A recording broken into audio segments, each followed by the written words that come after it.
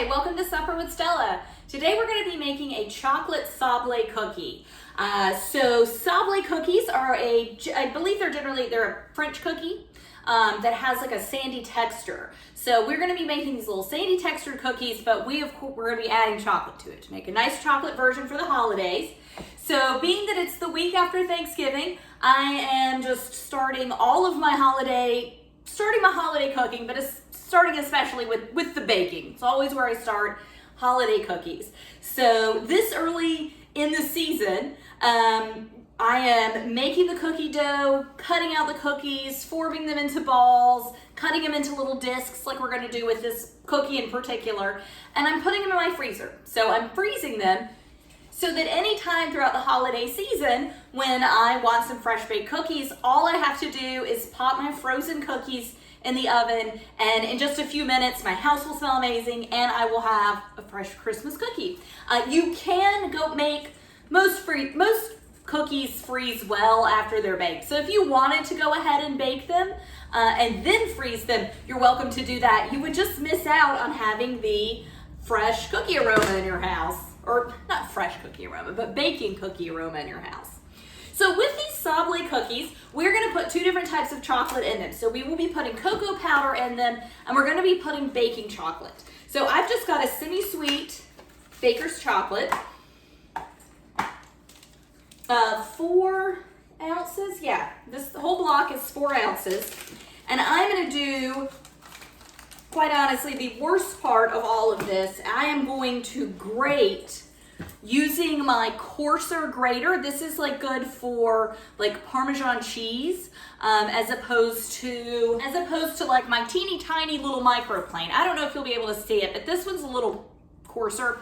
This is, I have grated the chocolate on this little one before, and it's a nightmare. It is a complete nightmare to do. It takes forever. This is gonna take long enough. I want to use this. I'm going to keep the wrapper on to kind of help keep the end of it. It's going to take me a minute, and it's going to want to melt. So using the wrapper for my hand is going to help a little bit. So I'm going to go ahead and get this grated.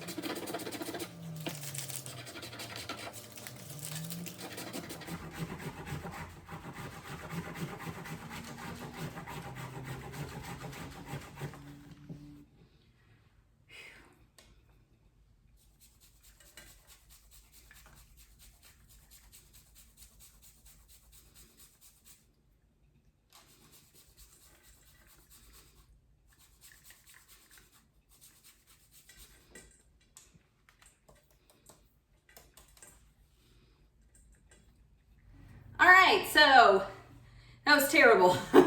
My arm is killing me. Used to, like when I was in college and I would come home and make those over Christmas break, I would make my younger brother do that, and it was so much better back then when I didn't do it and he grated the chocolate. It'll give you a workout, but it's worth it, I promise. It really. All right. So we are going to begin, well, we've already begun by doing the chocolate. So now that is out of the way, we are going to cream together 12 tablespoons of butter. So that is 1.5 sticks.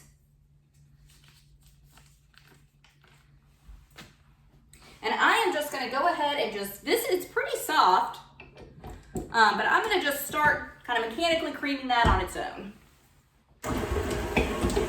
All right, so to the butter, we're going to add 1 cup of sugar.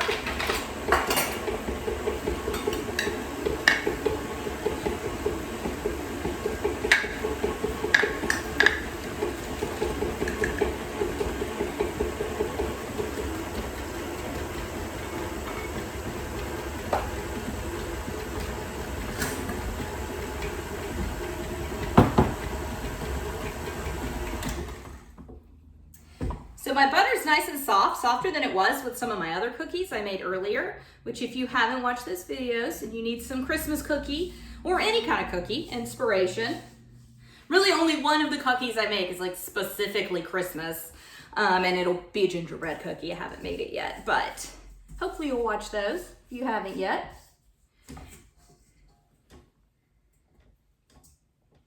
All right, so I'm just gonna continue to let these cream together, and I'm gonna go ahead and mix my dry ingredients together. So it's gonna be, let's see, 1 1/4 cups flour.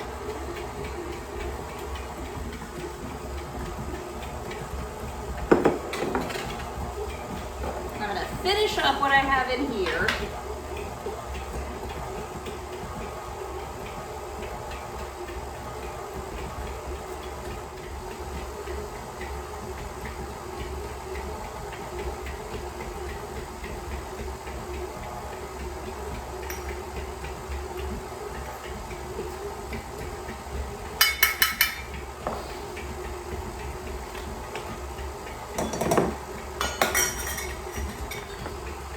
Which is the messiest thing.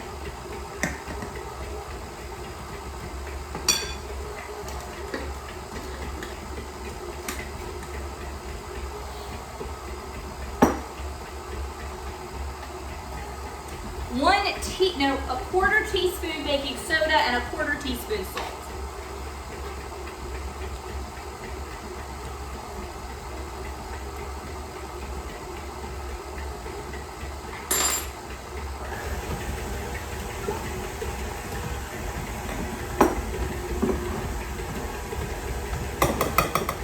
And just give this a whisk. You could sift this together also. I just prefer to whisk. Don't have a sifter, so. I mean, I have a sieve, but like, not the pub kind of sifter.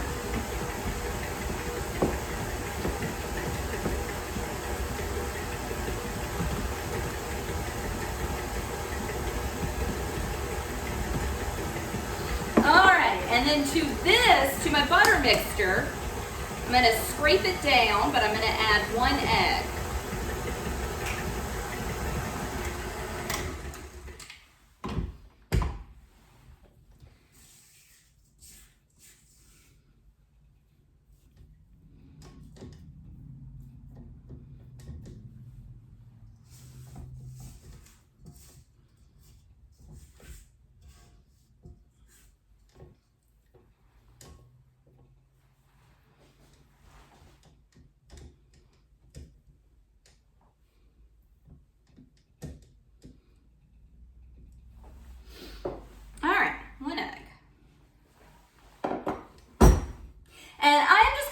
Together till they are fully homogenized, fully incorporated. All right, so it looks like everything is blended together really nicely. So just give everything a scrape, including your beater.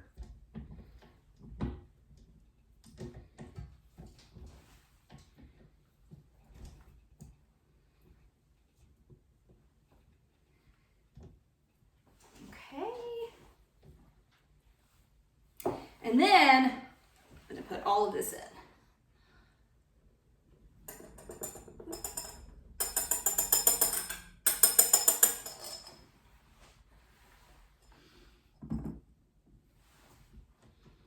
Okay, and start it on low because you're going to be wearing the cocoa powder.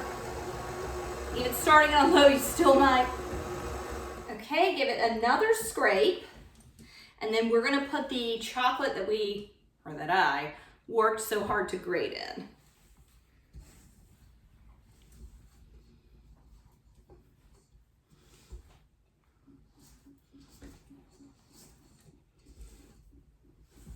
All right, so now very carefully, I am just gonna pick up, I'm using wax paper, wax or parchment would be best to grate everything onto. Just dump it all in and just incorporate it. All right, And that's it. So it's not completely incorporated, but it is incorporated enough for me, and I am just gonna hand stir it from here.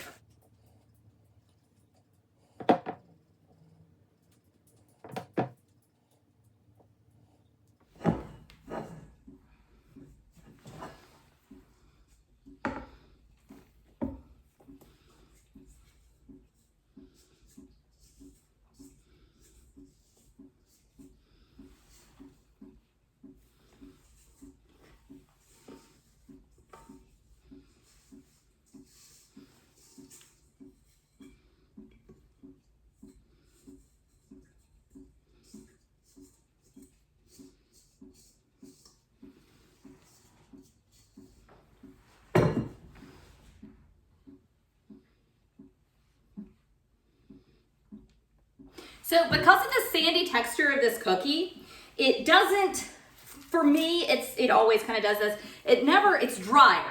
It never comes together quite as well, despite having all that butter in it. But when you add all the grated chocolate into it, it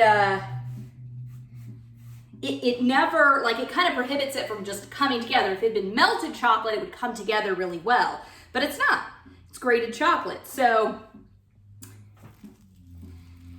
I always have to kind of almost treat it like the way I would, I don't know, like a short or a quick bread, I don't know, whatever like biscuit dough is called, and kind of bring it together with my hands just a little bit.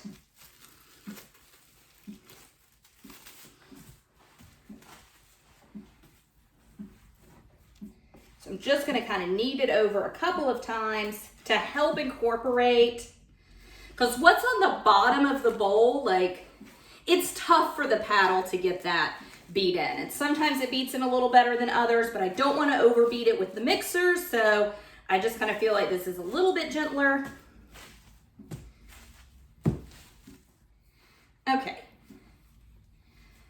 And the warmth from my hand helps melt that chocolate just a little, so that helps incorporate everything a little more. Okay, so what I'm going to do is just form this into a ball and then roughly pull it in half to make 2 balls. I mean, you could cut it, but my hands are covered in cookie dough, so I don't really want to reach into a drawer right now.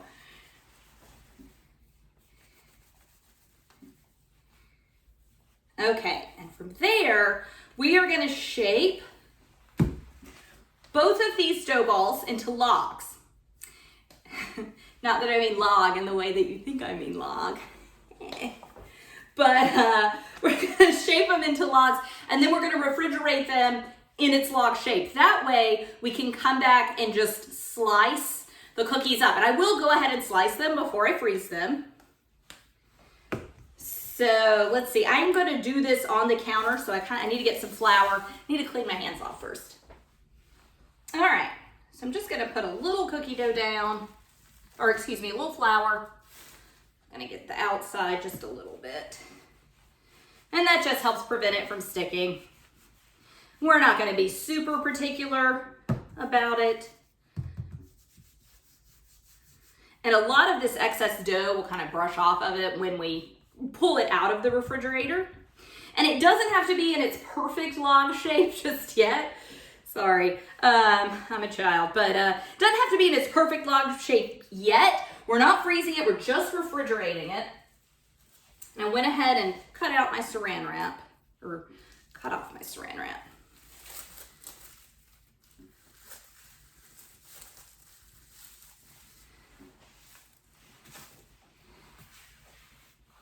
So once we take it out of the refrigerator in 30 or so minutes, not that long, it will be able to kind of mold it into a more perfect cylinder shape. Log's more fun, but whatever. Into a more perfect cylinder shape, just so that our cookies look a little more even.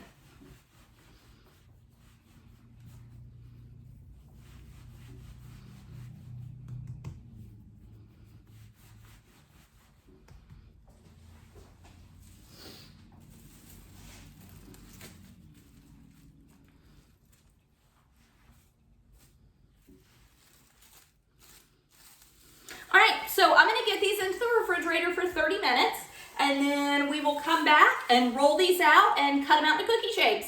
See you then.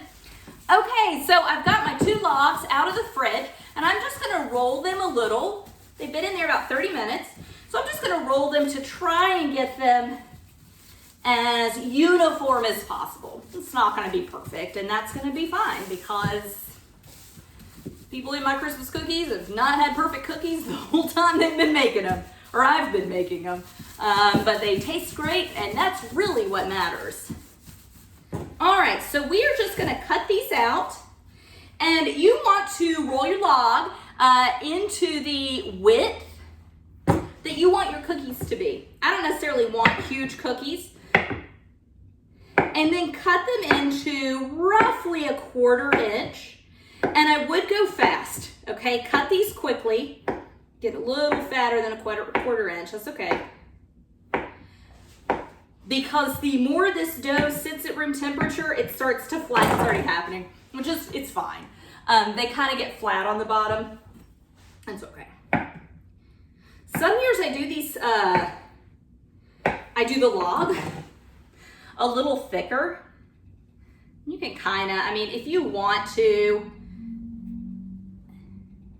you can shape it back out into a perfect coin shape. I don't really know that I care that much. Maybe, no, I don't care enough to do that. Definitely not. Anyway, some years I've done like a fatter shape to the cookie. Didn't really think about it when I was rolling it out, to be honest. And it really doesn't matter. I think that I would rather have smaller cookies and more of them. But if you want the thicker, fatter cookie, go for it. And if you want to keep, so again, it's the week after Thanksgiving. So, I mean, it's way before real cookie time, you know? So that's one reason I'm freezing these. But if you're only gonna keep this around for like a week or so, you could keep it in the refrigerator in this log shape and just treat it like a slice and bake, which is basically what I'm doing, except I am now laying these out. I'm gonna flash freeze them individually, and then I'll put them in a zip top bag with the name, what kind of cookie they are, so that I can pull them out anytime through the holidays. But again, I'm doing it this way, because that's just what I've always done. I didn't really think of the slice and bakes till just now, but mostly because these are gonna be, I'm gonna have these around for over a month or so. And I don't really know that all those ingredients, especially because there's egg in it, is gonna, last that long in the refrigerator. But again, if you are just gonna keep them around for a week or so, you could definitely do them as more of just a slice and bake. But like I said, I'll flash freeze these and then bag them up later. Thanks so much for joining me. Bye. All right, so I have let my chocolate Sable cookies freeze for, I've probably left them in the freezer for about an hour. So I am just going to label my bag with Sable, and then let me check on the cook time. All right, so they cook at 350 for 12 to 14 minutes.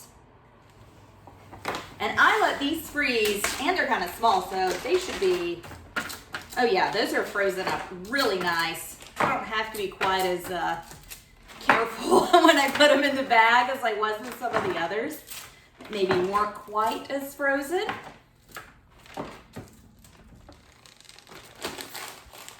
All right, and that is it. Those are my Sable cookies, so I can have them anytime I want this holiday season.